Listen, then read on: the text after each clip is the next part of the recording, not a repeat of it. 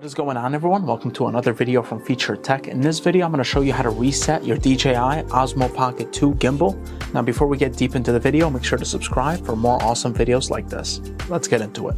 To reset your Pocket 2, all you have to do is take your finger and scroll from the top down until the settings icon comes up. Once it does, you're going to tap on that, and then you're going to scroll to the left. And then once you do, you're going to see where it says More. You're going to tap on that, and then you're going to press on reset and OK, and then you're all set. So this was my video on how to reset your DJI Osmo Pocket 2 gimbal. Hope you enjoyed the video. If you did, make sure to like and subscribe. It definitely helps out the channel, and if you have any questions, leave them down below. Hope you have a great day. Take care.